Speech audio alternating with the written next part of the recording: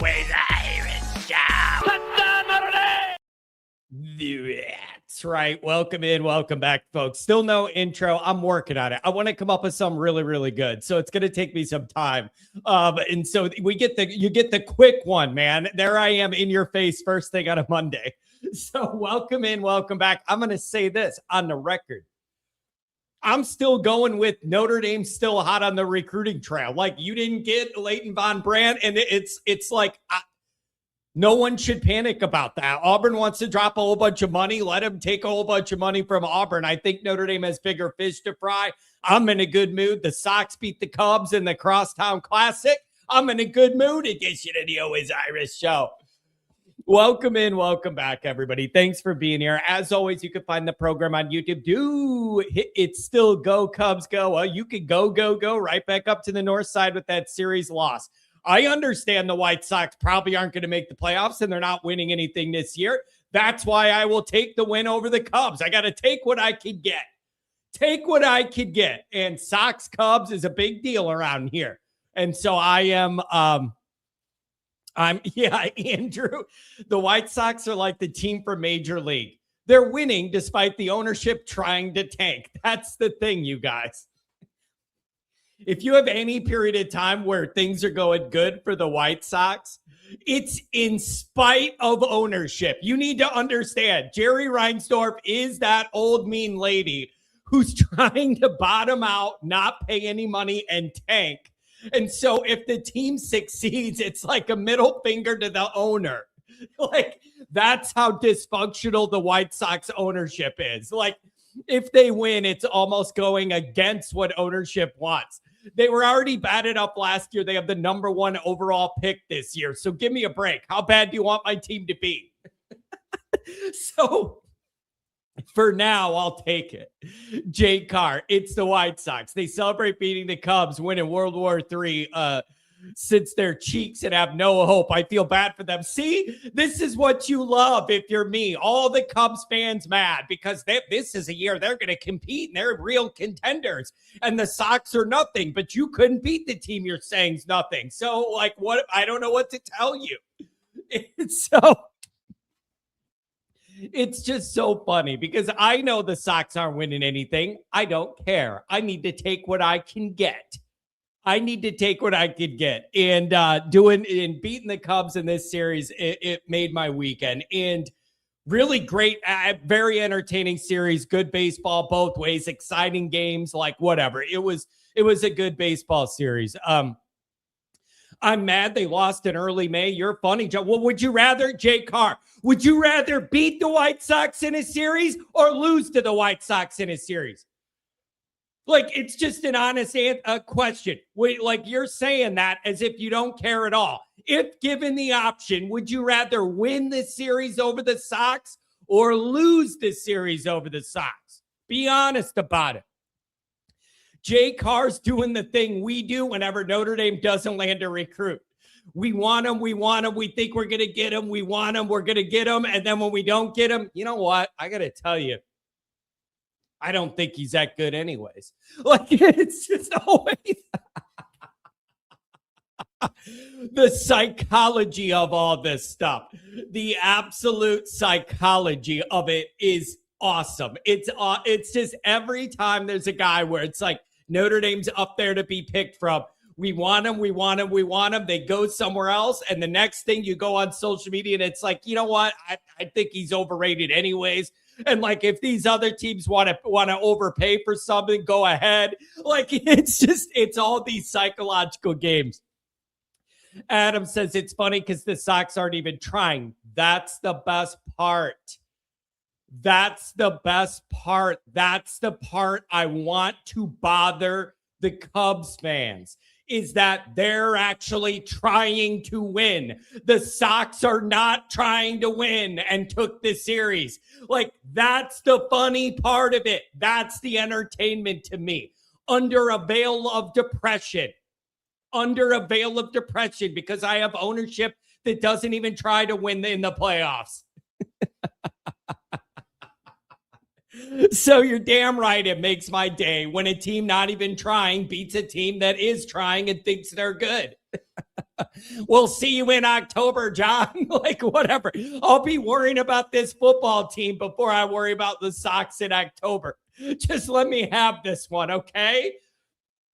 I swear to God, the White Sox have, as a team, have squared up more balls to the sweet spot of the bat in the first month and a half of this season than in the past 3 years combined. It's unbelievable.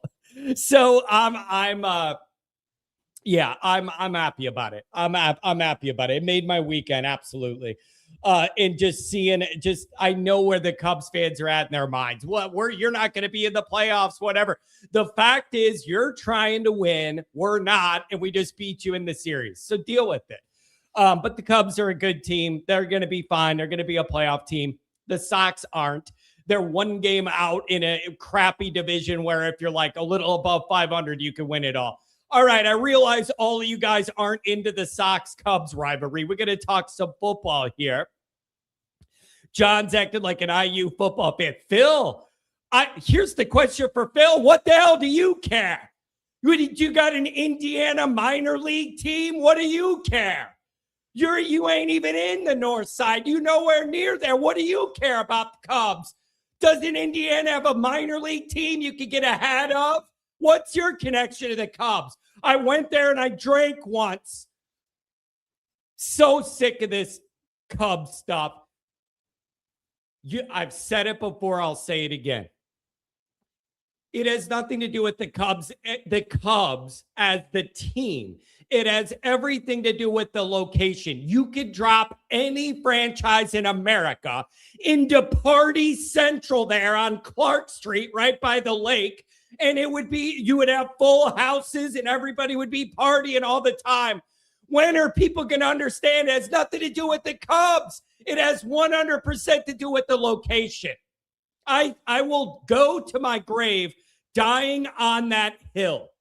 It has nothing to do with that team. You could drop any franchise from any sport into that location and it will have this vibe. It's just a fun place to go hang out and drink. Oh, it's a full stadium every day. Yeah, and 14 people are watching a game. 80,000 are drinking and partying on their bachelorette party. Congratulations. I hope your ivy rots and dies on the vine.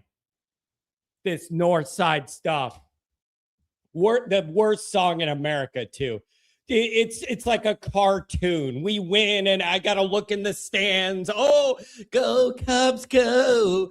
Go, Cubs, go. Get my city. Go back north. Sick of it. Absolutely sick of it. Murphy's Bleachers is an amazing bar. Yeah, I like hanging out there too. Halloween. I got to say, I got to give Wrigleyville some credit here. I spent many Halloweens on that strip of bars. I've never seen anything like it. It's like watching a bunch of girls walking around in underwear all night. It's unbelievable. Like, that's what I'm saying. It's like the area is amazing. The area is amazing. And I'll give you that. I spent my mid-20s down there partying every night, whatever, and drag my ass to that red line and take it back to my place at the end of the night. You just got to find your way up the stairs and make sure you know which train's going north or south. John's jealous. There's nothing but stray bullets outside the Sox stadium. Here's what I've always said, Phil. That argument of attendance, like nobody goes Sox games. Look at the attendant. People care. There is a lot of people that care about White Sox baseball, but they're like me. If the product's not good, we're not giving you our money. Like, it's really, really simple. Since I'm not arguing, there's nothing to do there. Train tracks on one side of the stadium, the Dan Ryan on the other. There ain't nothing going on. There's a couple nice bars they've modernized in the area, but generally it is in Wrigleyville. You're right, Phil. That is why we have standards. If the team's bad, we're not giving you our money to go there and overpay to drink and be there and watch bad ball. When the team's good, we'll show up. Doesn't mean I don't care about the Sox or I'm a fair weather fan. I always am a diehard Sox fan. I'm just not giving them my money and attention when they're bad. That's the deal. I always push back on that Cubs lovable loser thing that they always had before they won it, and 60 lovable losers. I got news for you. That's not a compliment.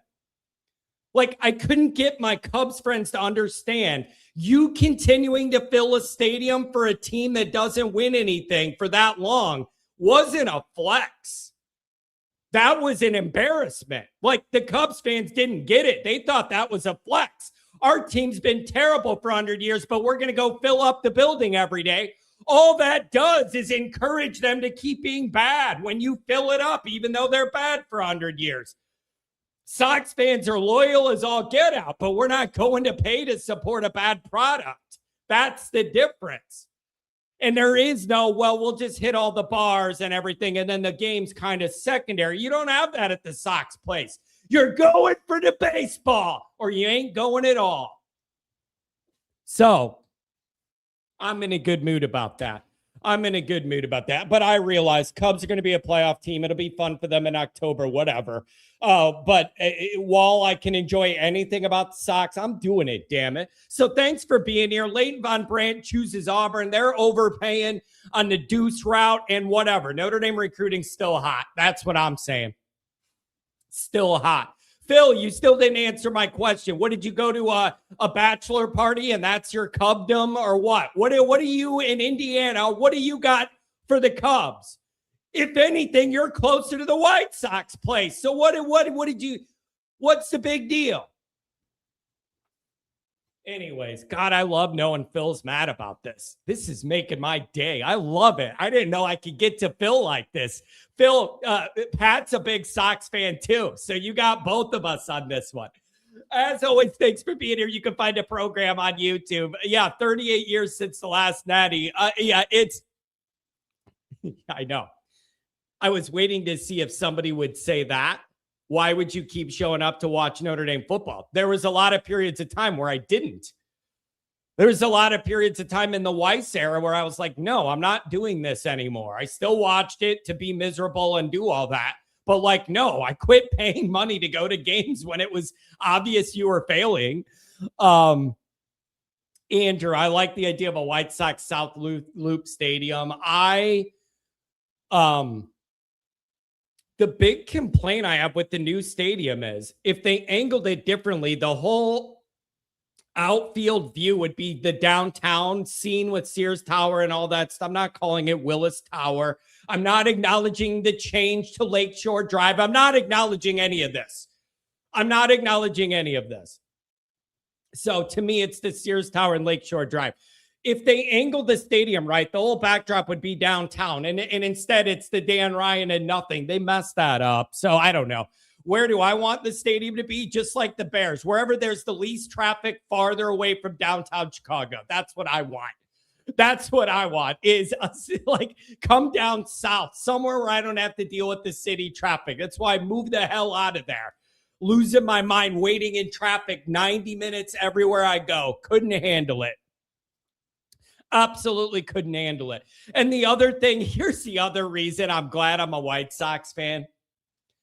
Do you know how cliche it is to be like, I'm a Notre Dame fan, I'm a Cubs fan. What else are you? A Lakers fan and a Cowboys fan? Like, it's a little, I'm glad that I could not be totally cliche of like the big fandom teams.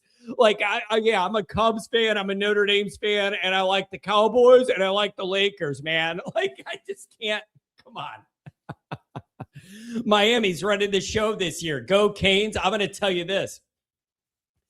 If Miami doesn't run the show this year before playing Notre Dame, like, I don't know what to tell you. People want to give Notre Dame a hard time about their schedule. Miami plays absolutely no one with a pulse that's alive other than Notre Dame. So I fully expect Miami to go undefeated in ACC play, and then we'll see what happens with Notre Dame. They literally play no one. They literally play no one all year. So, and that's the ACC's fault. Like, there's some teams on Miami's schedule that should be able to like do something, but they can't. The ACC is a one-team league. There is one team with an elite roster and then a bunch of pretenders that over the course of the year, the media is going to pump up and try and tell you they're real when really they're just artificially inflated by how weak the ACC is.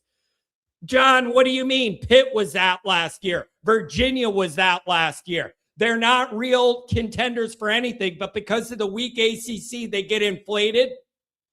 That's how I end up at the gym 2 days before we play Pitt, and Narduzzi has his own segment on SportsCenter, and they're building Pitt up to be a real team when they're not. What do you mean? They only had 2 losses by the time we played them. Yeah, because of how bad that conference is. That's why. Florida State could be good. Good at what? Failing? Miami better not sleep on Bethune-Cookman. I don't know who that is, but I hope they're good at football. Like, I'm just telling you. I'm just telling you. There is no reason that Miami and Notre Dame should not both be undefeated on November 7th. I am going to be furious if both of these schools are not undefeated November 7th. There is not a reason for either one of these teams to lose before they play. But it's like 2 ACC teams will beat Notre Dame this year. So what is that? What are you thinking then? Miami and SMU? Yeah, that's the only ones that are even on the table is Miami and SMU. And let's be honest. This Notre Dame schedule is on the razor's edge, you guys. For all the people talking about how favorable Notre Dame's schedule is, you should be favored heavily in the first 6 games, all this stuff. And that, like, there isn't, it's not loaded with talent everywhere. The schedule is favorable. It's only favorable if Notre Dame does what they need to do. If Notre Dame strays off the path at all, you're in big, big trouble. That light schedule only favors you if you dominate the light schedule and navigate it appropriately. If Notre Dame has any loss before Miami, you might be looking at that Pop-Tarts Bowl if you lose to Miami or you lose to SMU. Can't afford it. You absolutely cannot afford to get to the Miami game with the loss on the ledger if you're Notre Dame. 10-2, you're out. You're going to the Pop-Tarts Bowl. And I don't think you can pull the same, like, we're too good for this again. You already did it last year. You go 10-2 again this year. You asked for it. You deserve it. You get it. And you go win that Pop-Tart Bowl and embrace the humiliation of the trophy being an actual pastry instead of the national title trophy. That's the reality. That's the reality. This light Notre Dame schedule is only favorable if you stay on the path, if you stay on track. So it's dangerous. So people are saying you're going to sleep on Rice or whatever. I'm telling you. Yeah. We've seen it before. You would like to think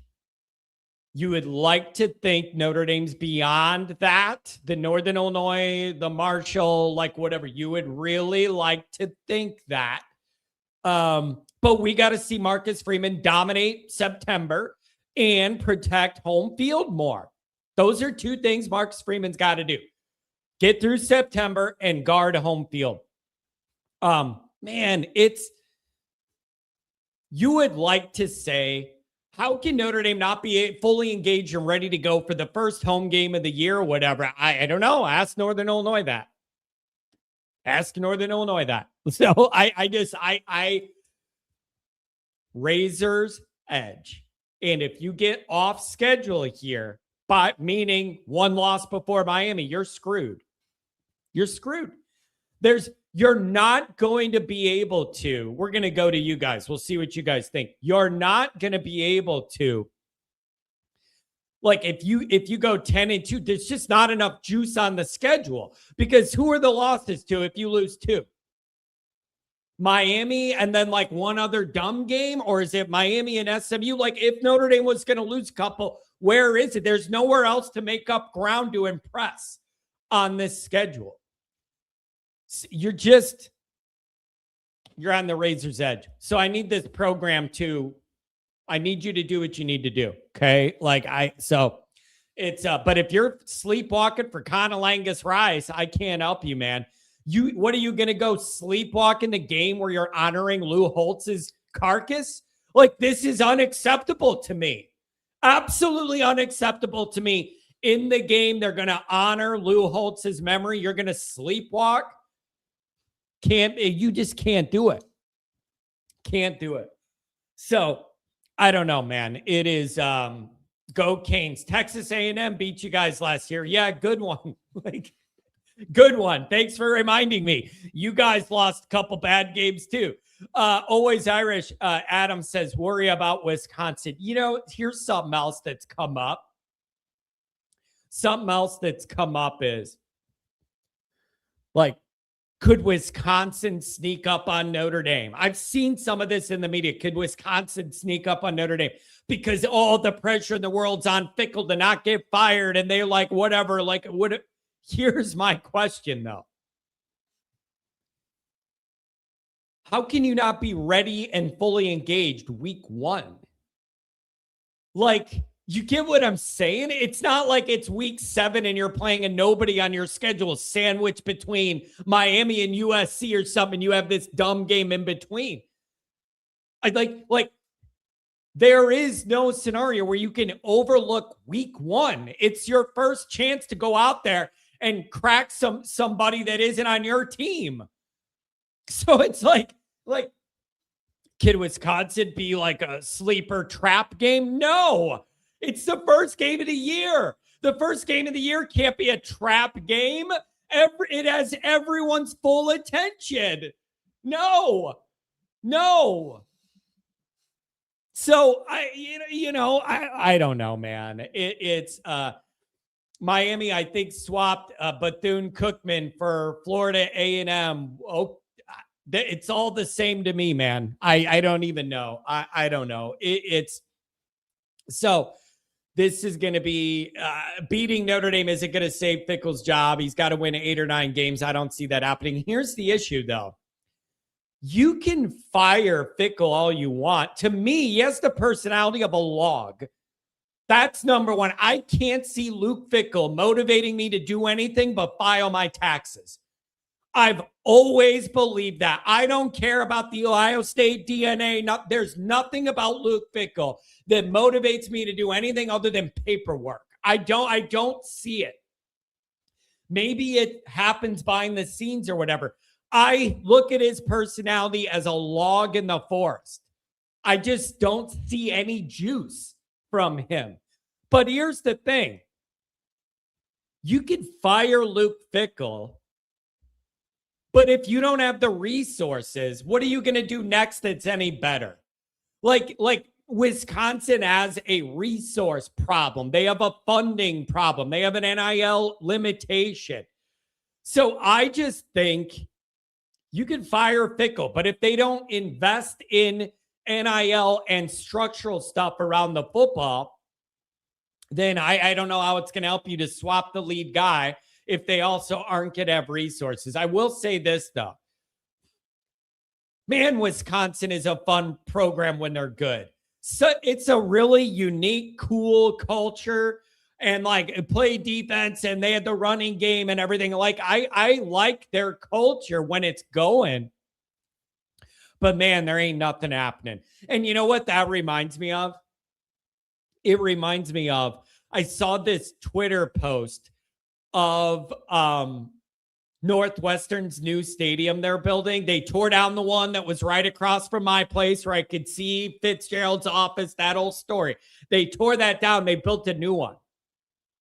And behind the end zone, they got a really steep embankment that they want to do for the student section. Real steep right in the end zone on the opponent. And they did a whole little segment on how intimidating that could be for the opponent or whatever. Dude, I'm telling you, Northwestern people, they just don't care about football.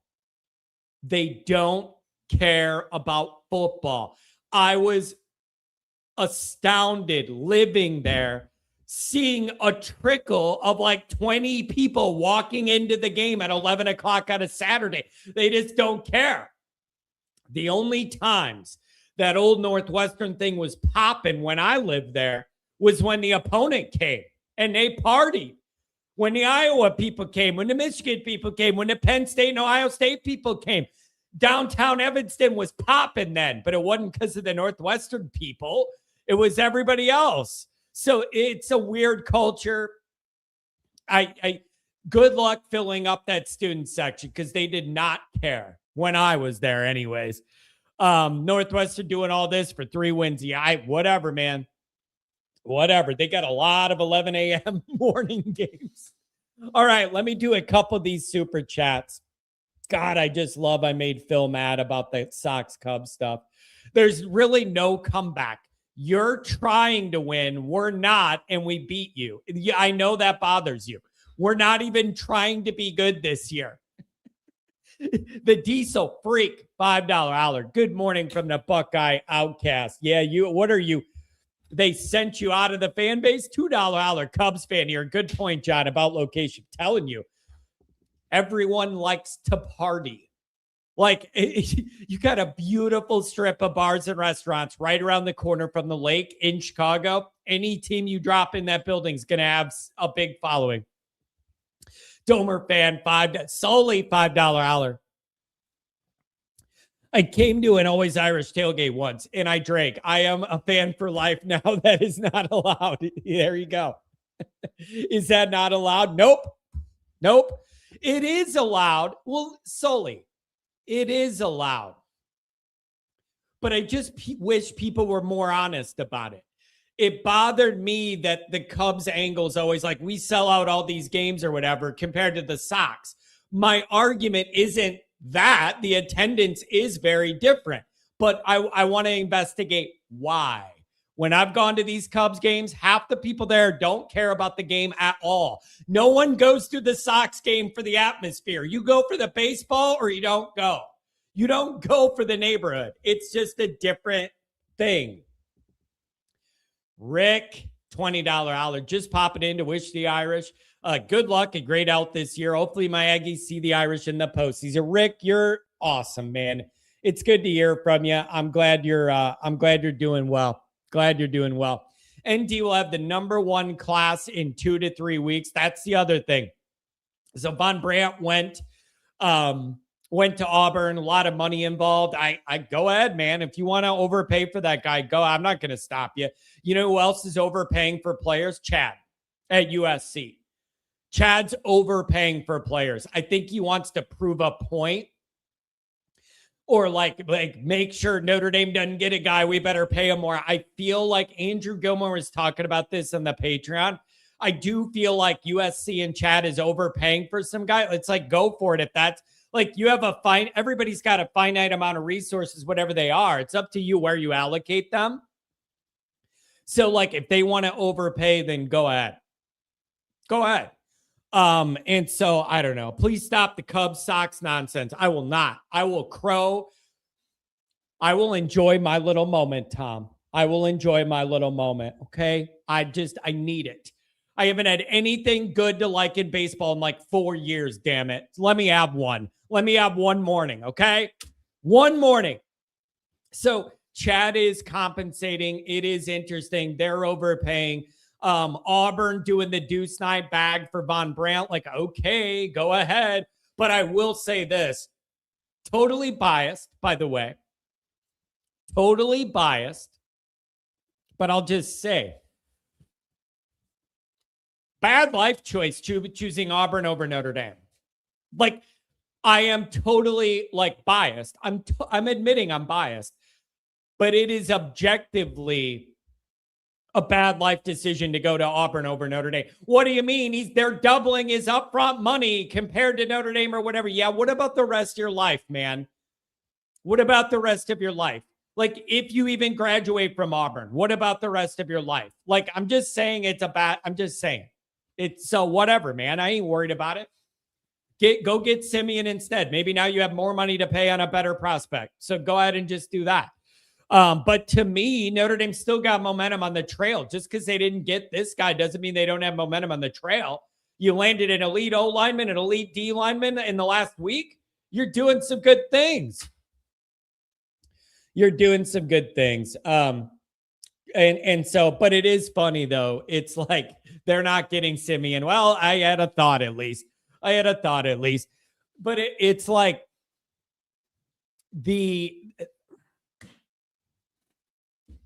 this recruiting thing. It's all psychology, man. That's weak to say, John. Everybody ain't a Notre Dame Catholic guy. The environment, the team, the location could all be factors. I'm going to tell you this. Even if I'm with you, it's still a better decision for the rest of your life to go to Notre Dame. You don't think that if I was a top high school recruit, you don't think I'd rather be spending my weekends on South Beach in Miami instead of South Bend?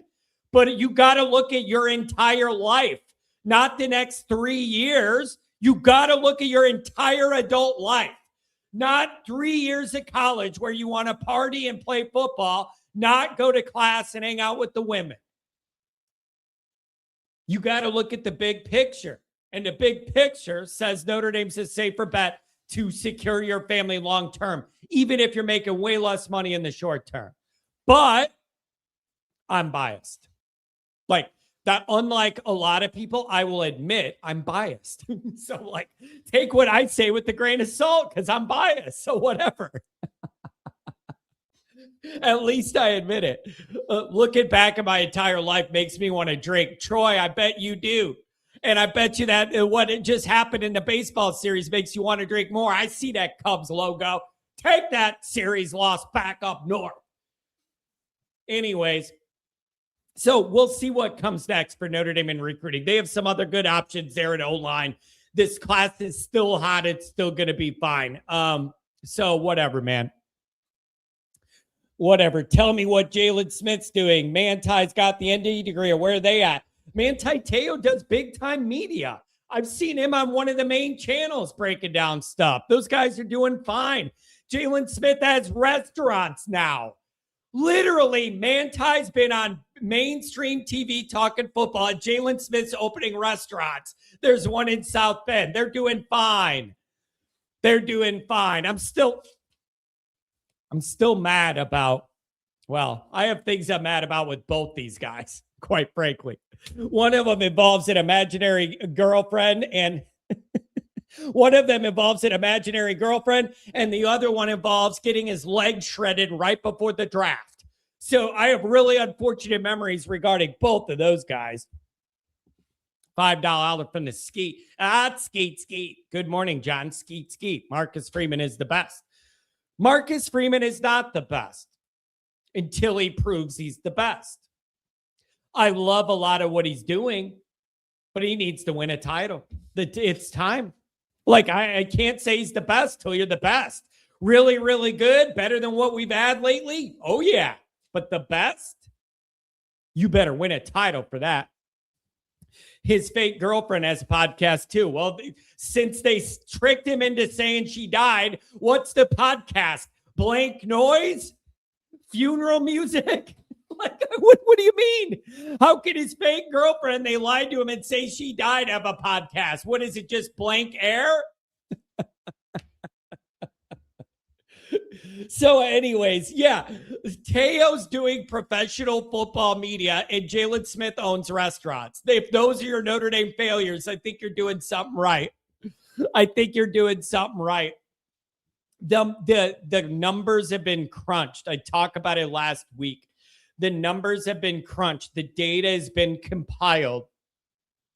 The lifetime earnings of a Notre Dame football player, whether they go to the NFL or not, that is factored in here. Whether they go to the NFL or not, the lifetime earnings of Notre Dame guys that play football there compared to the SEC, it's multiple X in the Notre Dame guys' favor.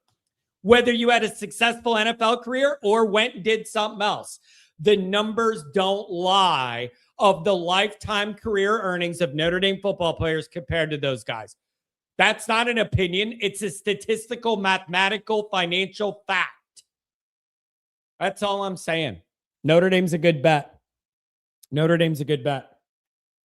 It's like, I want to go to Miami for some big NIL and hang out on the beach with the ladies. Go to Notre Dame, make all that money, and you could have the rest of your life on the beach with the ladies, not 2 to 3 years. Use your head. Use your noggin. Use your noggin. I'm saying that Notre Dame degree notion is overblown by y'all. I can't. The numbers are the numbers. I'm not making up the numbers. I'll have to have Jack Sacco on. So he's the one who did all the research, and he's a civil engineer who graduated from Notre Dame. I don't know how you do the math. He did a longitudinal study of Notre Dame guys and all these other popular schools and conferences, handed me a 30-page binder with all the data and the methodology, and it was multiple X in the Notre Dame guys' favor. It's not an opinion. It's not an opinion. It's just a fact. It's just a fact. I don't know what to tell you. Rodney, welcome. Good morning, brother. Hey, what's up? How you doing? I'm doing good, man. What's on your mind here? I'm excited about the baseball, but nobody cares about it. What do you think? Sean, I used to be a Cubs fan. I mean, I am a Cubs fan, okay? But I've become a fair weather Cubs fan. Kind of the way you are with the Bears, I guess. Maybe, but far less so, because I don't even watch the Cubs half the time. But you go back to 1984, I was 9 years old, and I could impersonate every baseball player that played for the Cubs batting stance. I was so into that team. And then years later, I'd say all the way up to about 88, 89. And then things started falling off, man. It was right around the strike year. When the strike year happened. 93. Yeah, I was it 91, 92, 90, okay. You know what I liked, Rodney? You know what I liked? I liked Mark Grace ripping smokes in the dugout. That's what I miss. That's old school baseball. Is your first baseman ripping lung darts in the dugout? Yeah, talk about a great first baseman. But yeah, dude, that was a time when and then the strike happened, and it wasn't out of spite for the strike, dude. It's just that I had to focus on other things. And I completely lost my taste for baseball after that, man. I just stopped caring about. And that was right around the time I started really getting into Notre Dame football. A few years before that, but I'm saying around obviously 87, the end of 86, the USC game when Tim Brown ran it back to like the 17-yard line, and we ended up winning that game. Come back by 17 the fourth quarter. That's when I became a huge. And then the Bulls. And the NBA for all those years of Jordan and Pippen and Horace Grant and Rodman and all those guys. Yeah. And then every once in a while, John, I would pop back into the fair weather frame, and the Cubs were good. I was really rooting for them. Obviously, I watched the playoff games in 2016. That was amazing. I lived about a mile away I worked about a mile away from Wrigley Field. So after they won that night, we just walked out. And you're right, man. It's a party down there. But I do have one pushback. On Halloween. I recommend it for Halloween. I'm just throwing that out there. I will never forget some of the things I saw walking around for Halloween in Wrigleyville. You can't beat it. Well, you can. You can beat it. When the Cubs win the World Series that night in the summer, that was better. I don't know. I didn't see too many sexy nurses around when they won after the World Series. It's different on Halloween. Anyways. Fair enough. Yeah. Okay. So, hey, Rodney, what do you make of this Notre Dame thing? So you lost a recruit this morning to Auburn. I don't think people are worrying about it, but every time Notre Dame doesn't land a guy, we end up saying he wasn't that good anyways. So what do you make of it? Well, it's just another, dude, you're not going to get them all. I mean, come on. I mean, we're doing great. I mean, we were on a tear there for a minute, just like we were last year around this time. And we're not going to get all of them. But if there's any position where it's like, oh my God, we didn't get an offensive lineman, well, I'll take that one. You know what I mean? If there's any position we've recruited very, very, very well consistently in the last 20 years, it's offensive lineman. Yeah, and the other thing is Notre Dame feels that they have other really, really good options. That's the other thing. It's Well, not that's what I like mean, John. The offensive line, we're always going to have options there. You know what I mean? That's just you can argue whether some of those players turn out to be as good as they were hyped, but in terms of getting the talent into the building, we haven't had a problem with offensive line talent in a very, very, very, very, very, very long time. It just seems like the caliber of guy they're going for on both lines has really been raised. And no matter where they land, it's like better talent than what we're used to. Dude, the defensive line especially, man, the way we've upped our game there, that's got me so excited, John. It really does. Yeah. Because I think that's been kind of the slight missing ingredient. It's like I guess receivers, we're starting to get those now, but receivers were never a huge thing at Notre Dame over the years, really. We've had some superstars play that position, but in terms of the entire room being filled with talent, that's never been really who we are. But the defensive line thing is something that when we're great on the defensive line, John, we're generally a great football team. Have you noticed that? Yeah. Oh, that's always been the Notre. Well, think about it, man. Teams like Miami or USC are usually going to have more skill talent than Notre Dame, and that's where Notre Dame needs to make up for it on the lines. Yeah. No, agreed. And, Miami's kind of I don't want to say came out of nowhere, but they're back into that. They're getting that talent now. I think some of those years in the past where Miami would flash for a year or two, just kind of like Notre Dame would do. But they couldn't sustain it because they weren't consistently recruiting well, and it looks like they've kind of gotten that program solidified in terms of the recruiting, just like Notre Dame does now. It's nice to see these two teams back at the top of college football, John. It really is. I got to say, I mean, it's good for college football for these two teams to be good. Yeah, it absolutely is. So where are you at here, Rodney? Overall, we're in the second week of May, entering the third week of May. I feel very confident with where this program's at, the recruiting. What do you think? Yeah. I mean, it's in a fruitful. We're in a fruitful place. I mean, I'm not. We're in the summer, John. We're trying to find things to talk about because there's not a whole lot wrong happening right now. You know what I mean? Obviously, once the season begins, we can start scrutinizing every little thing. But I'm happy with the way things are going right now, man. I really am. I don't have a lot of complaints. I mean, think of all the off-season storylines we've had to endure the last few years, man. There's plenty of negativity. God, here's some wood, though. I'm going to knock on it. I hope things don't. I will say this. I watched the Colin Cowherd thing talk about the USC having all the leverage and stuff like this. John, I'm going to push back on Notre Dame fans. He's kind of right. He's kind of right there. The first thing he said is that Notre Dame came crawling back. I don't know if that was tongue in cheek because that's BS, of course. It was USC that tried to pull out this rivalry. But he's not entirely wrong. Notre Dame is suffering a bit, obviously. Not being in the conference, but okay. I don't remember what channel it was I was watching, but apparently they did a schedule strength ranking, and apparently Notre Dame's schedule strength is only like 44th or something like that. It's not that bad. I thought it was like way down the 60s or 70s. Yeah, I saw that. So now I'm like starting to reassess their schedule strength. Now they don't have a lot of teams at the top that are marquee. But those in-between teams aren't looking so bad. And I've already said before, John, I think by the time this year is over, that schedule strength is going to be better than what we thought going into the year. Yeah, I think. But I will say that USC does have a little more leverage just based on the fact they're in the Big Ten. Let's be fair, man. Now Indiana's great. You had Oregon, Penn State there for many, many years. You got Michigan. If you want to include a USC in that. Here's my position on it.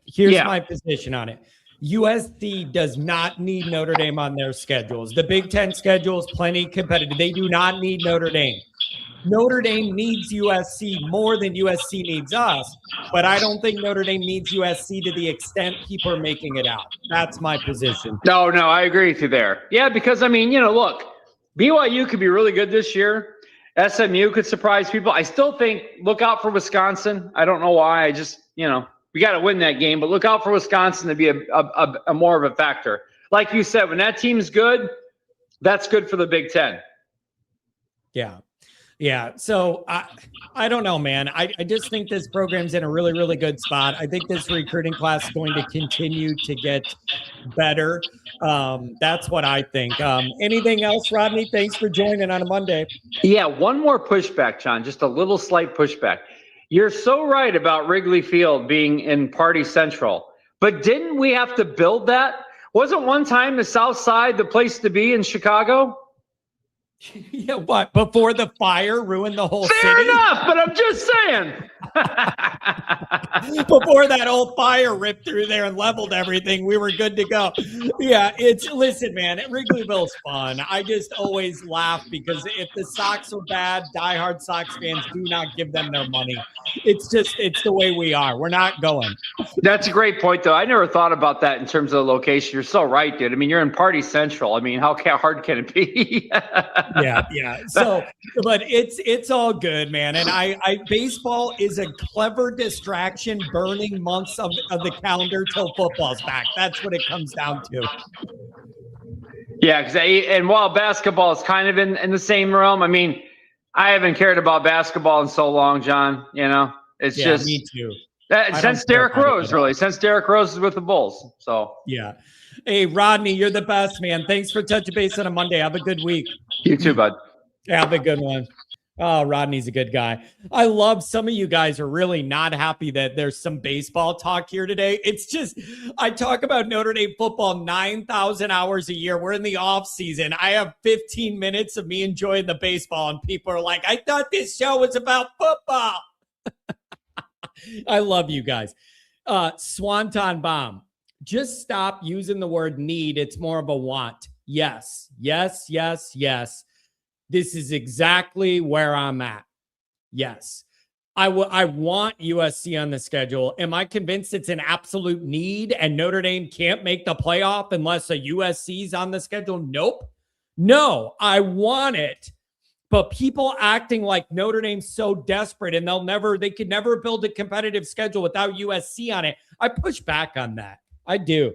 James, good morning. Welcome, buddy. Without USC on it. I push back on that. I do. James, good morning. Welcome, buddy. What's up? How you doing, John? I'm doing good. Good morning, brother. What's going on? Two things. I'll make this quick, but I'm doing good. Good morning, brother. the Notre Dame USC is so rated. It's not even funny. USC is so rated. It's not even funny. Can you And as for the student body,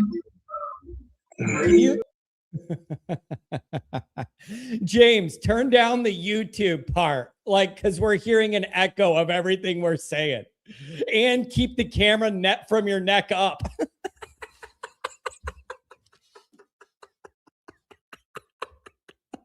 Let's try it again. okay. Is that better? There you go. Is that better, John? Yes. Okay. You're perfect now. Thank you. Is that better? Is that better, John? Yes. Why is there that big echo? Okay. The student bodies all across the college football nation are all the same. Okay. The student bodies all across the college football nation are all the same. I just can't, James. It's not working. It's all jumbled and there's a reverb and you got to have YouTube off when you do the stream part or we're not going to be able to hear. Yeah, you can't have it on two places like that or we're going to get that lag. We'll go to Tom and then we'll see what James can do and Mark too. That's it. Tom, good morning, brother. Good morning, John. How are you? I'm doing good, man. We got a lot of life here on a Monday morning again. I don't know what to make of it. What do you think? No, I like the way you kicked it off, the energy about the Cubs Sox thing. And yeah, you do get to have a little fun. and take a victory lap for that. You know, all this talk about Chicago, and it kind of triggered me. And I was like, wow, the perspective that people have of Wrigley Field and Wrigleyville. You know, Rodney was asking, didn't that used to be a ghost town? Well, yeah, it did actually. But the year that everything changed was 1984. They caught fire, went to the playoffs, and it converged at the right time when that neighborhood, especially east of the ballpark, it wasn't called Wrigleyville, it was called East Lakeview. And the Lakeview community just caught fire because they had a lot of transplants, kids from college that moved to Chicago, and believe it or not, a lot of Southsiders moved up to the north side. The Beverly, Mount Greenwood crew, they moved up there. So that's when it caught fire, and you know, it was like a perfect storm for everything good. You know what I And mean? then I think doing the night games kind of helped as well. When they finally started doing the night games and got the lights in Yeah. there, you could have more of a party scene and have night games and the whole nightlife thing. I get it. Tom, what about Yeah. Notre Dame? People are getting mad at me for talking baseball. So what Let's- about Notre Dame? No, that's all right. Well, here, you know, they get much fanfare about this new recruit. What time is this new lineman supposed to make his decision today? Do you know?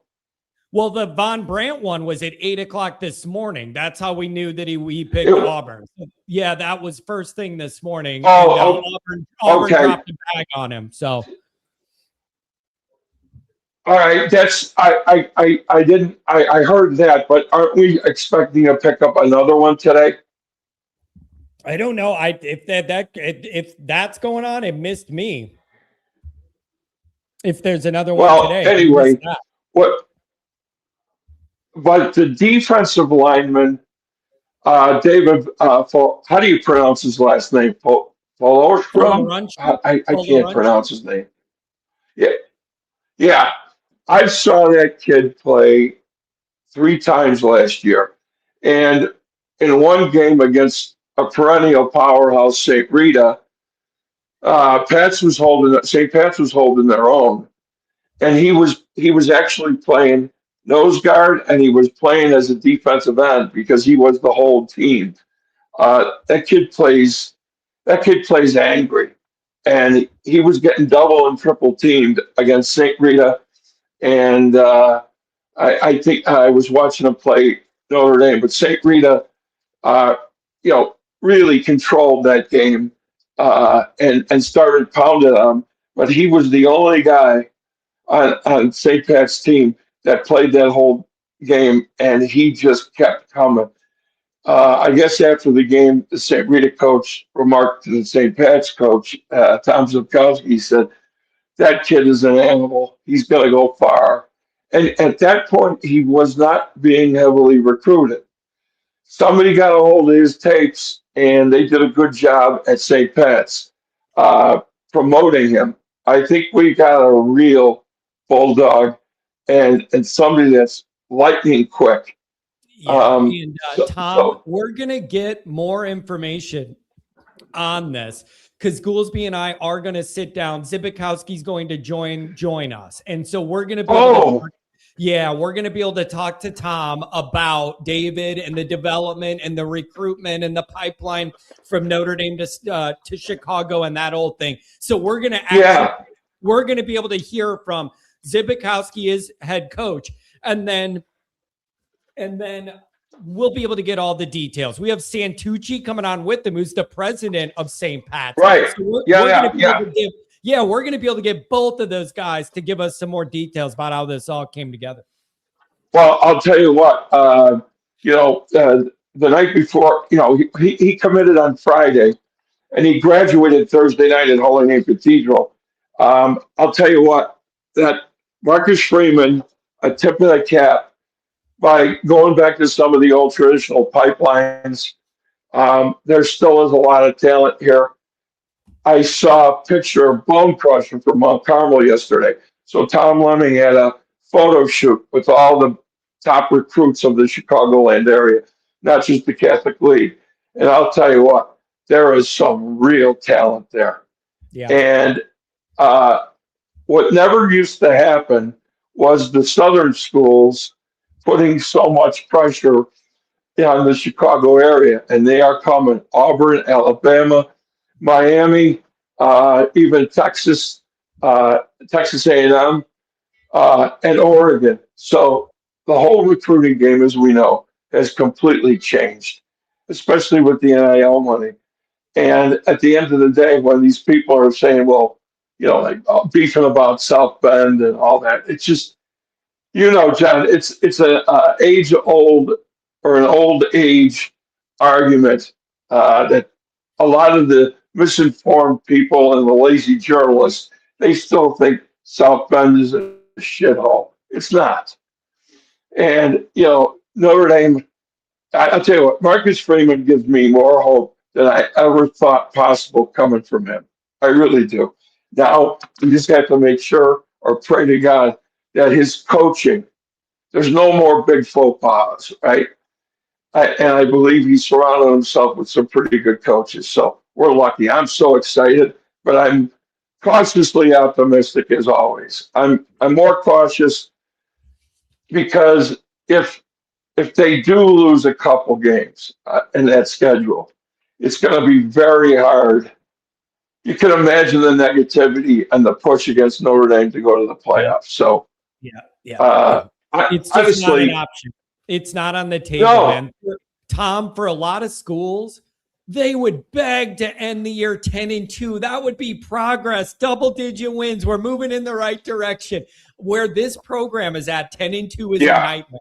10-2 is a nightmare. 90% of schools in the country would beg for 10-2. And we're saying if you're 10-2, it's a complete failure. And I believe it would be. Yeah. It can't be. It just can't be. And now that the playoff committee decided that we will next year start the 24 games. So what that does is it really makes the 9-3, 10-2 teams throughout the country. That was a hell of a good year for a lot of teams, especially in conference. But now they take away the conference game, and you're going to have those two. I think they went crazy and overboard with the 24. I think 16 was the magic number. But hey, those are the rules that they want to. I don't understand it.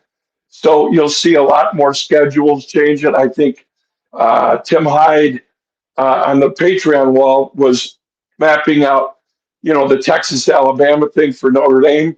Who's gonna play? Who's gonna drop out? All this jockeying for position. At the end of the day, that's just a lot of noise. Even you got to get to the dance. Just one game, and I hate the cliche, one game at a time. But you're right, Wisconsin, September 6th. Not worried.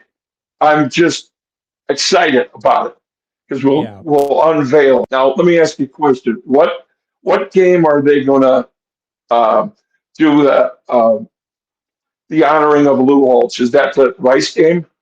I would imagine it would be Rice. I don't know that for sure, but I would imagine Rice because it's the first home game since he's passed away. So that seems like you got to honor something for Lou in the first home game since he's gone. But here's where my mind goes. You know me, ever the Notre Dame promoter. Yeah. Here's where my mind goes, Tom. For the Miami Notre Dame game, I want like the fight on the big screen. I want the playback of the guys rocket saying Lou said leave Jimmy Johnson's ass for me. Like I want Lou to be ever present when Miami comes to town on November 7th. I want a heavy presentation for that moment. You know what? I didn't even think about that. The way they can set that stuff up now, that stadium would be a lot. That stadium would wanted to fight somebody. Well, it will be electric because that's a night game, and everybody pre-gaming, copious amounts of adult beverage will. Oh my God! Yeah, that's going to be on the do not miss list. I can't wait to be in that stadium that night. Yeah, it's You gonna be know, good. I and know my parents got really good tickets for the Miami game over the weekend, and they're they going with a did. group. They're going with a group of always Irish people from the tailgates. They're all going to be sitting together. So this thing's shaping up to be a good weekend. But we got a long way before we get there, Tom. Notre Dame's got to take care of business for that moment to be what we're all envisioning it being in May. They got a lot of boxes to check between now and then, and I want to make sure we acknowledge that. Well, you know what I do too, but I think the key, especially early on in the season, the key that will open this up is Jigsaw. If he can play, and even if he's 90%, 85% of true health, I think that changes. I don't know if they're going to play him. I really don't know what his status is, but if he can start and play, then they're going to have absolute maulers on that offensive line. And let's see what the young backs are going to be able to do behind that line. Yeah, it's So gonna be really interesting. And they got to all come together. August is going to be interesting for this team to see things finally line up and kind of fall into place with some of the personnel and what they're going to do. Tom, I can't let you go without asking. What is your thought about Notre Dame and USC? Do you agree with me? USC doesn't need Notre Dame. The Big Ten schedule is plenty tough enough for them to live off of. I would love to have USC on the schedule, but I'm not desperate for it the way some in the media are portraying Notre Dame to be. you know what? It's just like some things you should never touch. And that Lincoln Riley will forever be on my enemies list for what he did to promote taking it away. I mean, even the USC alumni and the former players didn't like it and still don't like it. So I'd like him to have it on his. Hey, you know what? We'll play you anytime, anywhere, any place. Just sign the bloody contract, will you please? It's a part of college football, and the way that he promoted it, and that athletic director, the female Cohen, her last name is Cohen. They did a terrible trick on the 100th anniversary of the series. It means nothing to them anymore. In this AI, press a button, let's get there first, let's change things up dramatically. They leave behind tradition, values, and the whole thing. They're hedonists, and they're liars. I guess from the governor's mansion in California, where Gavin Newsom sits, that cancer spreads even to things like college football. They're all nuts out there. Put them on the contract and let's kick the shit out of them. Yeah, man. It's I just Notre Dame will be able to figure it out. I think my bigger they will.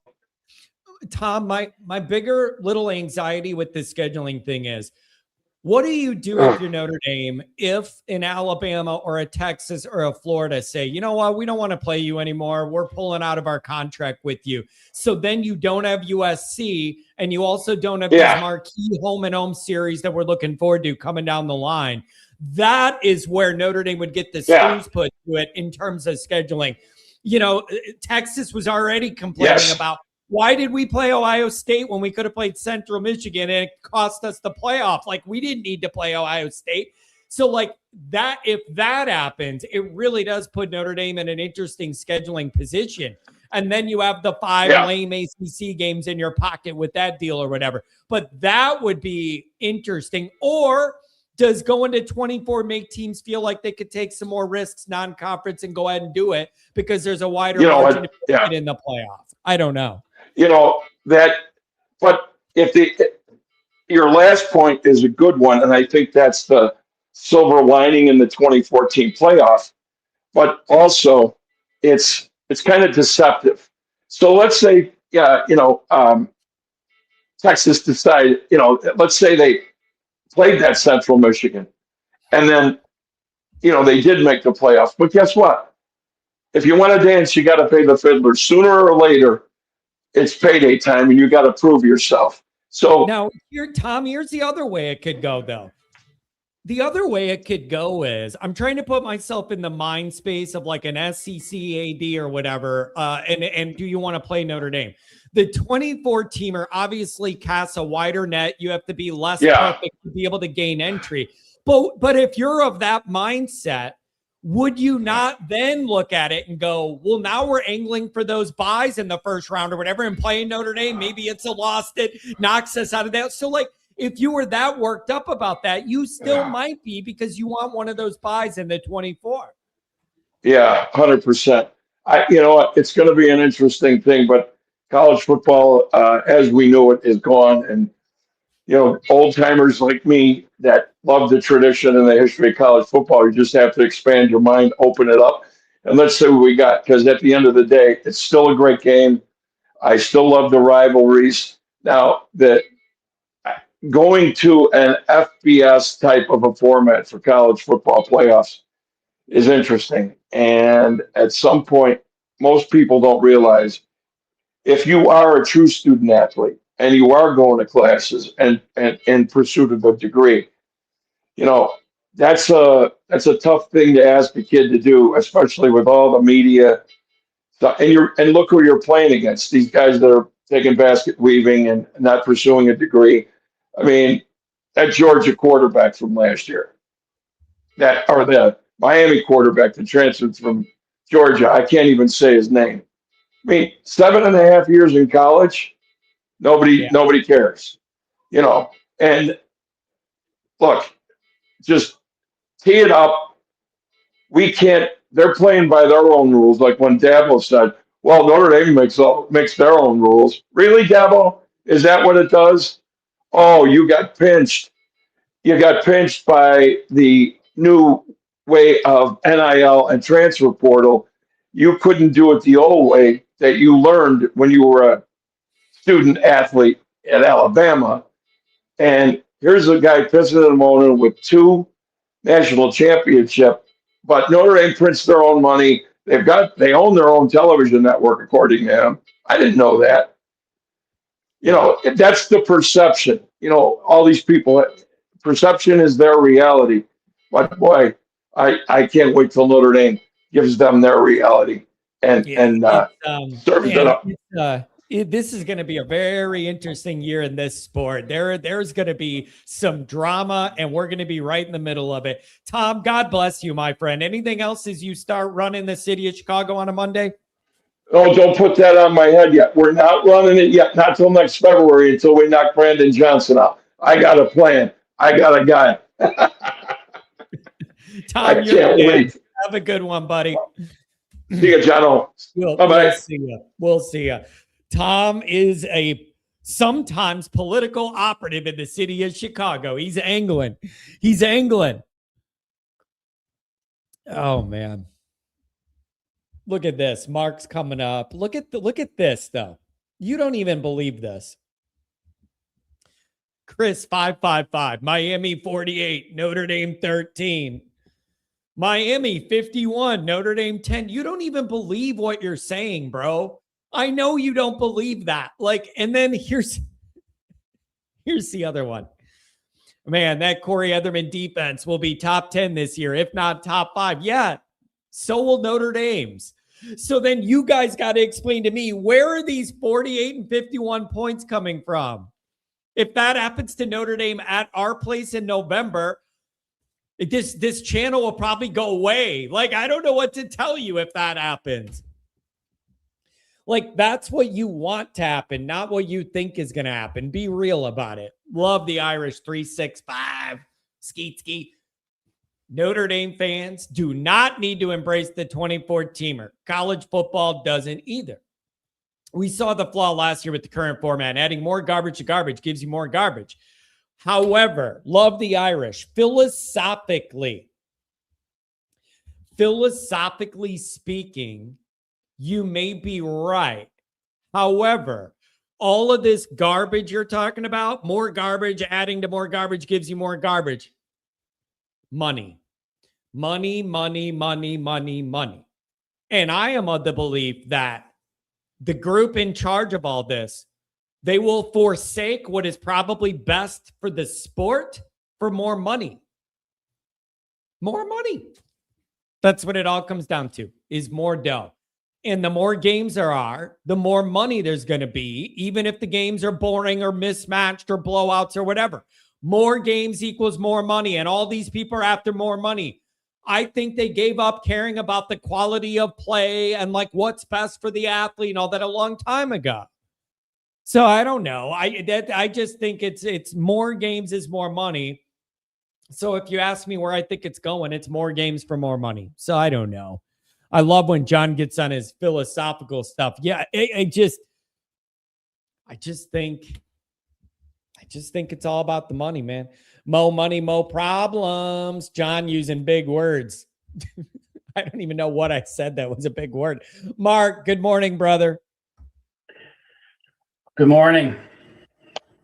Couple things. I have a spin zone that might make some people throw up. I got some movie recommendations, and then first adding to the schedule talk. I think that Florida State Georgia neutral site game, I think we're going to see a ton of that. I don't know how many people listen to the Yahoo Sports podcast, but they're going to make more money in that one game than had they did a home and home series. And I think Notre Dame specifically is like the perfect team for that kind of big attraction game.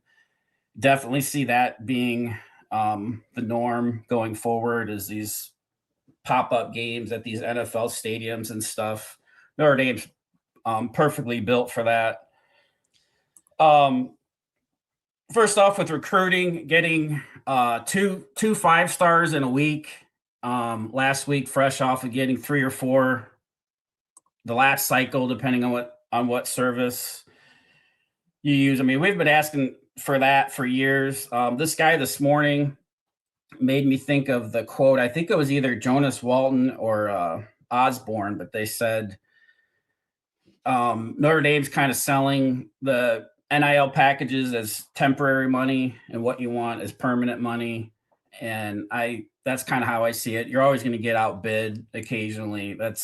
And I think we see Notre Dame's doing competitive packages, and they offer the lifetime resource of it, but nonetheless, Mark, you're going to have exceptions to that. But let me bring this up regarding like the money and getting outbid. Here's something that people don't think about enough. If you're in it for a guy and then they get more money and end up elsewhere, that doesn't mean that like you were cheap or didn't have the money or whatever. There's an equation that goes into this of like, how big of a position of need is this in our building right now? And like, what money are we allocating where? And like, everybody's got a different equation that makes them value a guy differently. And it's like, and so maybe some teams have more because they're more desperate to fill out an O-line or whatever. Like, so I just think we need to acknowledge it. There it is. Yeah. Good dog.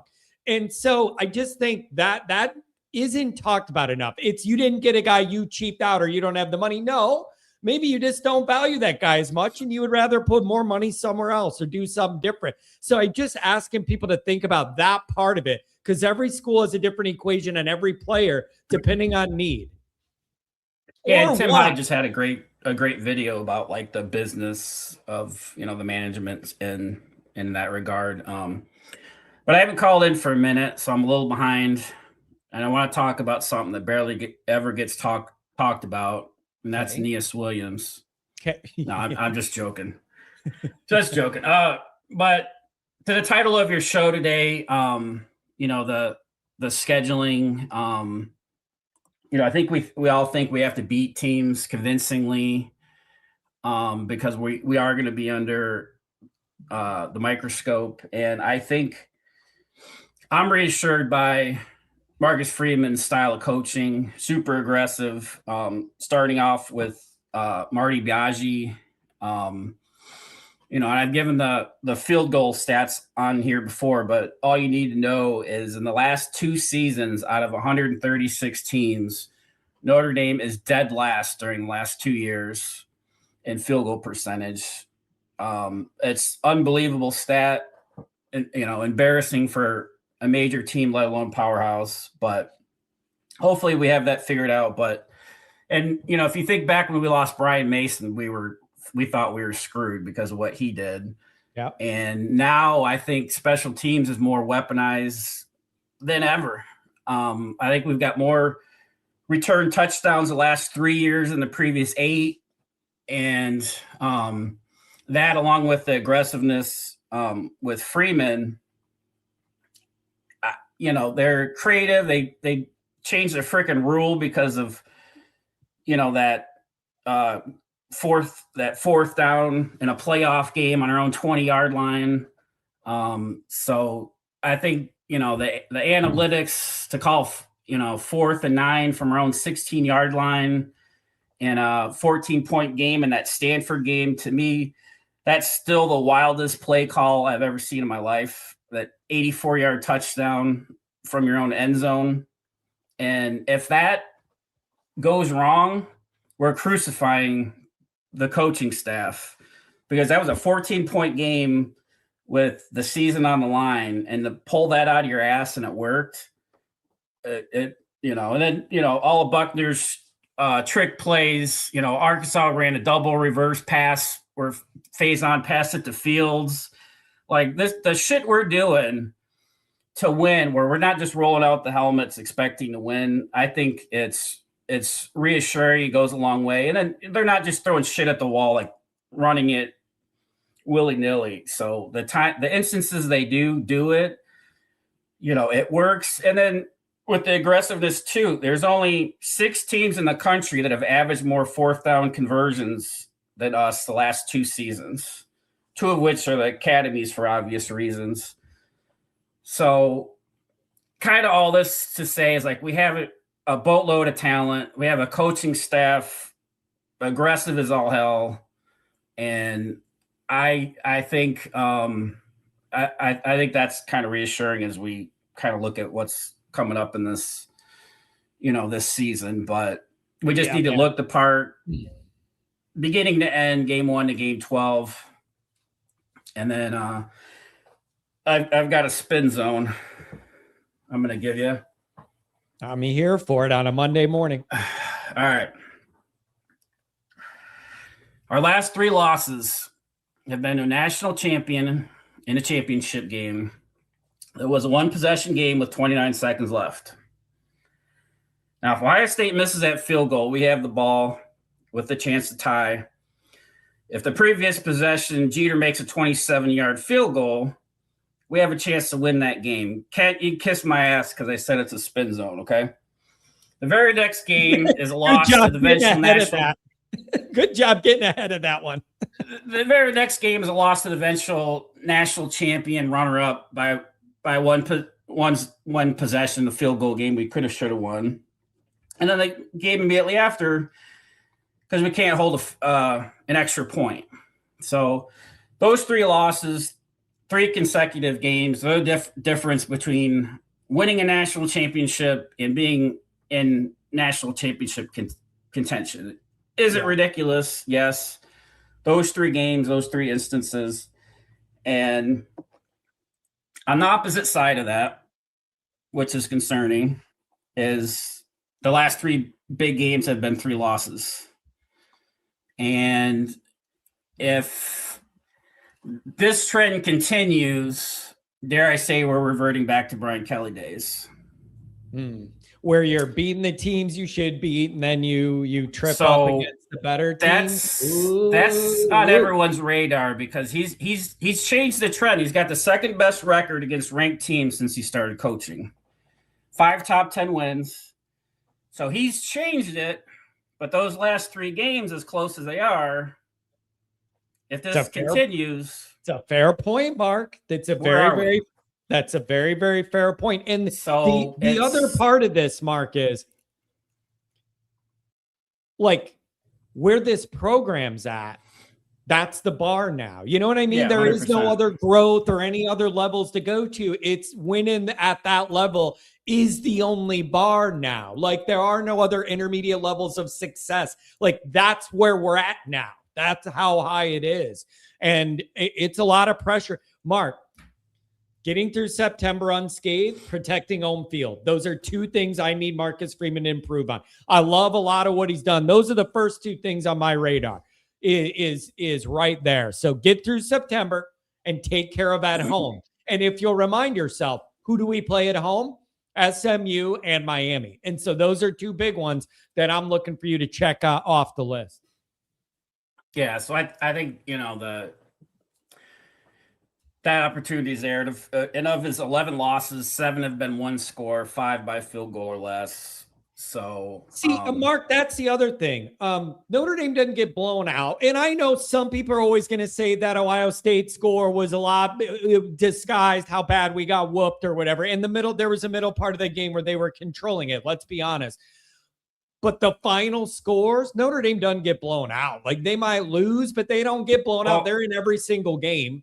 If you rewatch that game on YouTube, watching the fourth quarter when they showed Ohio State fans, they had the fear of God in them. They were doing the surrender cobra, like they were shook. The momentum had changed. So, yeah, from afar, it looks a certain way. Like I said, obviously it is a spin zone, but I could come on here and just, bitch and moan, but I thought it was a interesting take. And the measuring stick's always going to be the big games. So, and I'm as big a Freeman homer as anybody. I got my Freeman painting up there. And in closing, as we get to Memorial Day coming up in the dog days of summer, I wanted to give some of my favorite movie recommendations. Ooh, are these summer movies? Is that the theme? Like summerish movies where we get into like a lot of like blockbusters. Jaws, like 4th of July, you always have Jaws. Some of my all-time favorites in no particular order. So I'm going to run through these. I actually have the DVD cases here for you. First off is the blockbuster from 1996, Independence Day. Great film if you haven't seen it. Check it out. This one's a little off the radar. It's no way. Fear, Loathing in Los Angeles. Yeah. and losing 7 of the last 8 games will cause a lot of fear and loathing. Oh, this is so good. This is kind of a one probably not very many people have seen. Jay Card gives this 5 stars. This is Meet Will Black. Yeah. Check that out. This is some of these are kind of this is South Bend Redemption. That's a classic. Check that out. Comedy, we got Dumb and Dumber. I know it's a classic. Dumb and Dumber, but they're the same guy. A lot of people have seen it. Definitely worth a rewatch. That's a good one. This is a good one. Tommy Boy. Oh my God, that's great. Tommy Boy. It's a good one. This is Gladiator.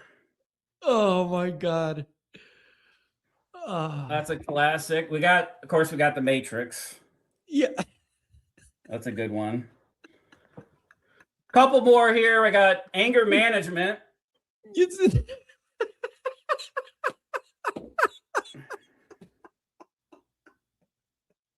That's an old one. 2 more here. Of course, Happy Gilmore. Happy Gilmore. Classic. Adam Sandler kind of has fallen off a little bit. But he did have, a couple stretches. Happy Gilmore. Yeah. Last but not least, got to recommend this one. We got Fasted Aeneas. Everybody check it out. Mark, I'm telling you, dude, the way your brain works is a thing of beauty, man. Check them out. I'll post the list in Patreon. If anybody wants to watch any of these, check it out. We got Memorial Day coming up, long stretch. There's like 100+ days before game one, so we're gonna need all the entertainment we can get. And I think hopefully this helped a lot of you guys out. Mark, you outdid yourself on that one, dude. The creativity, you outdid yourself on that one. That is an A+, 10 out of 10 off-season effort. That's unbelievable. All right. Shout out to the chat. Shout out to the Patreon.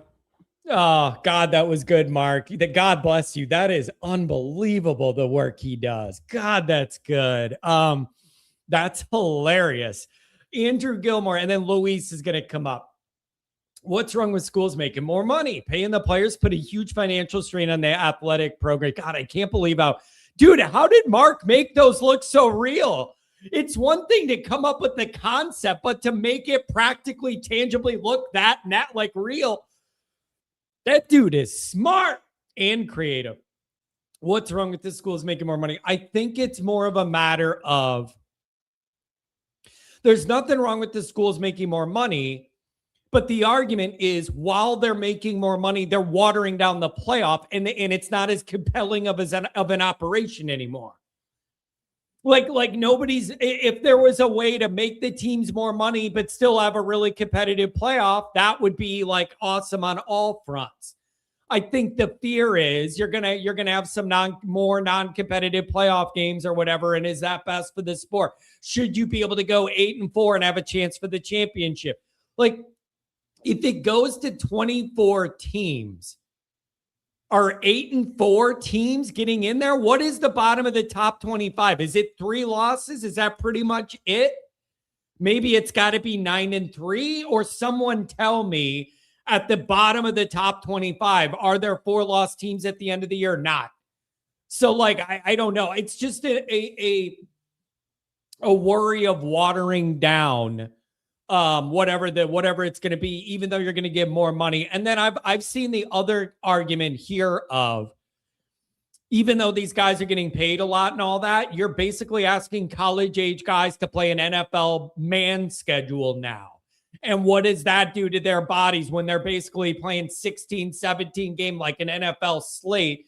And is that healthy or not for them? And then a lot of people are going, well, for what they're making in NIL, they could deal with it. Sorry, like you're going to deal with it, right? So it's like, Will says, yes, 1 and 2 teams are 8-4, like around the 24, the bottom of the area there. So I don't know. Groy James. So does Freeman have somebody do his airline or something every day? What is the deal with that? It's a good question. I know they have Julio, the barber in South Bend that takes care of the team. But I don't know if that's an everyday thing. Like, you know what I'm saying? Where every single day, it's the John Gotti. There are famous stories.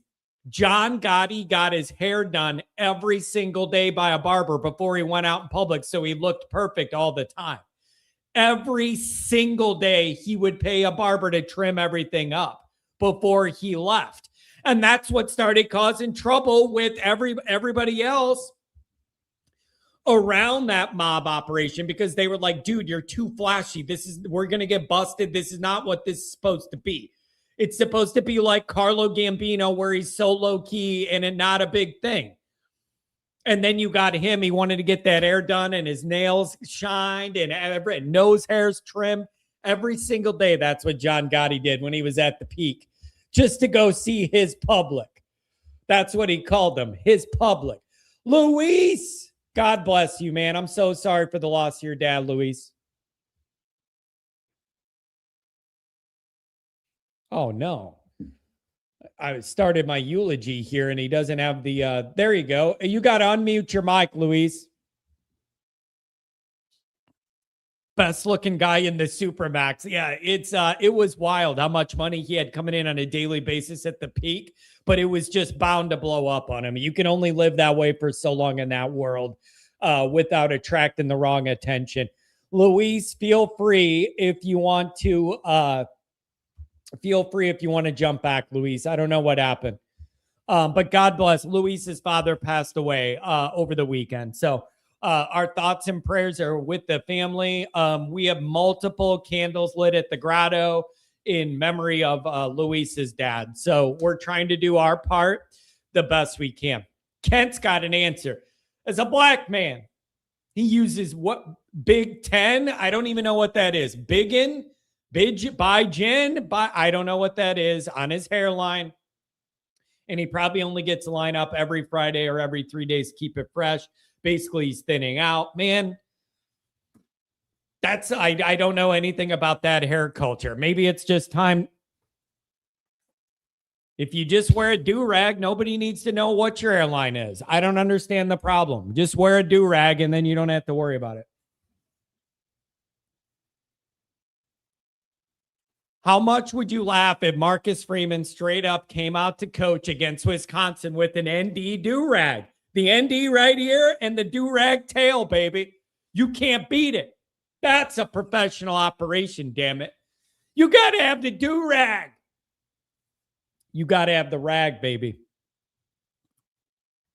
So, but yeah, I don't understand. I don't know how often getting a haircut's a major inconvenience. And you know what else? That it's getting pricey too, bro.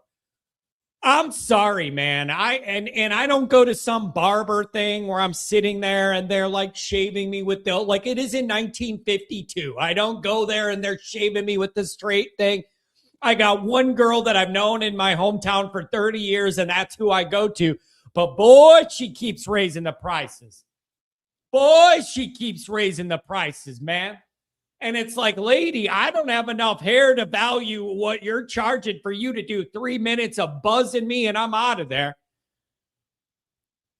John looks at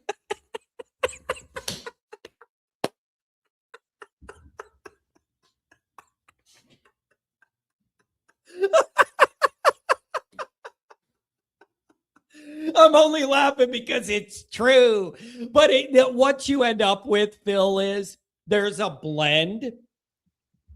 You have like the rough White Sox crowd that's like in the rougher South Side like area, West Side, South Side like area downtown. Then you also have all the other people that are like accountants in Schaumburg that come in from the suburbs. Like, you know what I mean? Like the Tinley Park accountant, and he brings the wife and the 3 kids in from the suburbs. So you do have like the hood part of it, but a large percentage of that group comes right from the south suburbs, everywhere near where I'm at. And you drive in your Tahoe with your soccer mom wife, your 2 kids, and like whatever, and you're from Joliet, you know what I mean? Or, you know what I mean? You're from Bolingbrook and you come in. It's funny. It's funny. Chris, hate to say this, but you actually look good with the do-rag. Yeah, I know. Miami might start recruiting me after this. Luis, God bless you, my friend. What's up, buddy? What's up, John? Just going through life right now, you know what I mean? I want to give you guys a special thank you to all of you that been with me through this difficult time and difficult, like, hello? Can you hear me? Yeah, I got you. As you know, my dad passed away on Saturday. Going through the wave of emotions, you know, guys, like, but all of you that called me, Renee, Liam, Soli, the guys, you, my other buddy, John. Thank you guys, you know, from the bottom of my heart, from my family to your guys' family. We all say thank you to you all. Hey, man, it's the least we could do. And it's been a blessing getting to know you and your family in this Always Irish group. And the least we could do is shoot you a text or a call. And if it helps, we do have multiple candles going on at the grotto for you guys. So we're trying to just do whatever we can. But you're family, man. We love you, and we want to be there for you, buddy. Yeah, you know, like, the dog days of summer, guys. You know, there's a lot of reflection that we got to look at, and there's a lot of stuff that we have to concentrate on. And I'm pretty sure Marcus Freeman has the boys rallied up and understanding that there's something that there's greater than us that's ahead of us. And I mean, for them, not us. I mean, we as fans, we're just gonna enjoy the ride and the BS that goes with it, you know. But during that time, this is a moment that we just will be there for each other, and there's nothing more than a proven fact of the community that you have built and the community that you allowed me to be part of. You know, um, like I said, you know, I'm just going about my day, and I got to still do some things as a parent. I'll get with the funeral service later. And every time I go to the funeral homes, John, I swear to you, when I talk to them people, I think of you all the time. Like it's just mind boggling. Like I'm like, what the? Well, Like, good Luis, job, John. I went from the death business to talking to you in a do-rag at 10 a.m. So my life's taken a big shift. Sometimes you know you need a good laugh. And the one thing about my daddy, you know, my pops, man, he knew that I love Notre Dame football. And one of the things that I told my dad, like when I was joking with my dad one day when he was still cohesive and everything, I said, "Hey, Dad, just do me a favor, man. If anything happens to you, just make sure it doesn't happen during Notre Dame football season." Yeah. And he gave me that. My dad gave me that. That's for sure. Yeah. Man, But we're go thinking of Irish. you. We stand on business, and we got a lot to look forward to. And thank you, John, for giving me an opportunity to say thank you to all of you. Luis, no problem, buddy. And if you need anything or you need to just talk or get your mind off anything, you got the list of all of our numbers. Give us a text, give us a call, and we're here for you. Okay. Yeah, for sure, boss. And you know, like I got to reach out to I got to reach out to the chat because a lot of you have called me and try to be there for me, and have reached out to help out in any type of way. Like I thank you guys. That's a generous thing. Like I'm not used to stuff like that, but I'll be in touch with you guys about that. But right now we just got. Did we land that tackle yet, or did he go somewhere else, John? Do you know anything about that? Which one? I know that Von Brandt kid picked Auburn this morning. Not Notre Dame. He picked Auburn. That was the one this morning. So we missed the guy, but it's okay. That's okay. That's why we got that kid from UCLA to flip. I think we knew what was coming. So guys, we stand on business. Like I said, we lose one, we gain another one. Ain't tripping. That's what Notre Dame does, and that's what Notre Dame used to be like. We're not gonna play around with you. Like I said, you need to prove yourself why you should be at Notre Dame. Prove yourself why this is the University of Notre Dame, why we stand on business. We're not going to be begging you. We're going to give you an opportunity. And if you don't know how to jump on that opportunity, that pot of gold looks better on our side anyways, my boy. So we'll give it to someone else. And that's what Marcus Freeman is doing. We're letting them know that pot of gold, if you don't want it, someone else will. And we stand on business, boy. How about them Irish? And you keep going, John. I love you, and I love all y'all. Hang in there, Luis. Let me know if you need anything, buddy, okay? We got you. Man, I tell you what. I'm a bad do-rag picker. I put on a do-rag to look like an idiot right before a very serious conversation. Like what a jerk I am. Like I guess I didn't think that through, but here I come wearing this for a serious conversation. Nikki Dean. Yeah, even that's the big takeaway. Even while he's upset and miserable and going through this loss, he's still got it in him to yell about Notre Dame football. That's why I love him, and that's why he's a part of the Always Irish family, damn it. Nikki Dean loves to be heard and seen. John does not look tough. He looks like a pirate. Like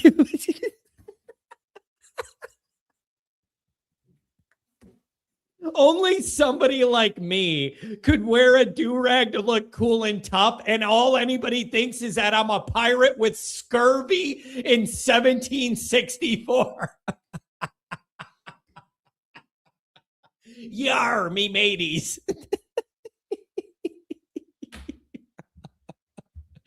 That's always been you, making people smile during hard times. I guess everybody's got a gift. And I don't know why. I just like I don't know. I have a weird personality and a weird way to process things, but it is funny how everybody.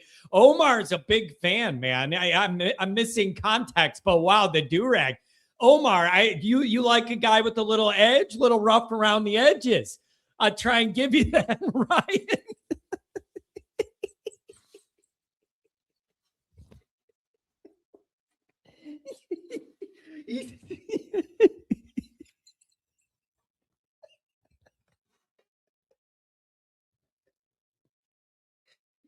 Dang, dude. Oh my God, this is funny.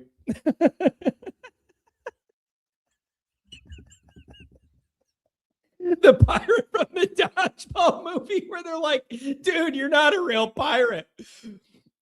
And now y'all see why I love this show. And John will talk his Notre Dame shit and still give anybody a platform and respect for a lost one.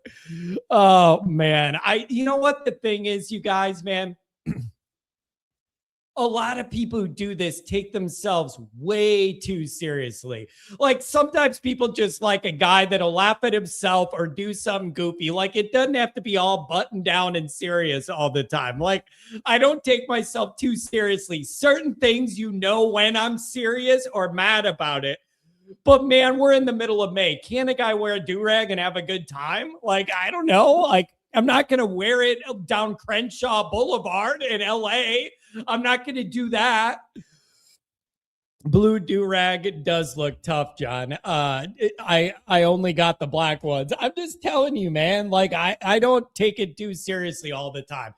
But I do think it'd be funny. I might wear this to the gym one day, just see what happens. Maybe people look at me different. Maybe I'll have some instant street cred. What do you think if I just show up to the gym in my do-rag and do my regular workout? I'm just wondering if I get a little extra cred where they're like, what's up with this dude? So I don't know. Suit and do-rag would be tough. You got to get the suit that matches. That's what you need to do. You got to get the suit that matches. When I put on a bonnet.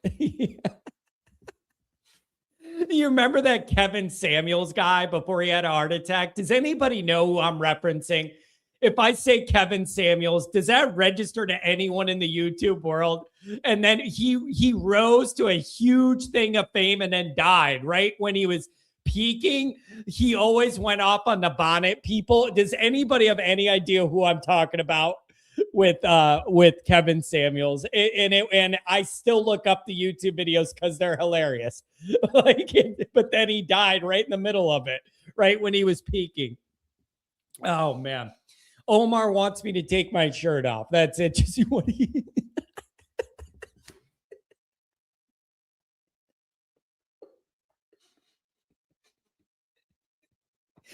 Shut up, Napoleon. Don't be jealous. I've been chatting with chicks all day. Why are you dressed up like Kip? Because I've taken it to the streets, Michael McDonald style, okay? That's what I'm doing. I'm taking it to the streets. Angela, give me a break. You've seen a lot worse. Give me a break. You've seen a lot worse. Okay. This show's over. I think we've run our course. Like I've gotten to everybody backstage. We've run our course. I'm in a do-rag. I think it's time. We ended on a death call. I'm pretty sure that's a sign that the show is over. The show is over. John, wear that down to Inglewood and live stream it. Well, it's going to be a short live stream with a really tough ending. I got a feeling. That's how I think. Yeah, the chain goes right along with it. Your mom goes to college. So, thanks for being here. And here's the other thing. What about the White Sox? Ryan says, go Sox. That seems like 5 hours ago where I was talking about baseball. How long is this damn morning show? Should I wear the do-rag at a tailgate one of these Rex Quando? Should I?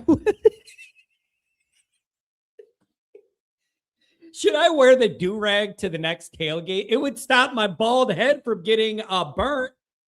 I think I need to wear the do-rag to the tailgate, or maybe the Miami tailgate to show respect for their side of the culture or something. Maybe I need to do, I don't know what I need to do. All right, you guys are awesome. I'm out of here. We're going to have something really, really special for all Notre Dame people coming out on Patreon, and then probably a little bit later, the Patreon people get the early access. Something you're all really going to like. If you're a Notre Dame fan, you're not going to want to miss it. So we're working on that. You guys are awesome. This community's awesome. Mark, so creative. Absolute A+ effort from you. God bless Luis and his family. You guys are awesome. Thank you for letting me do this all through the summer where there isn't a lot going on. Do rag for life. Peace out.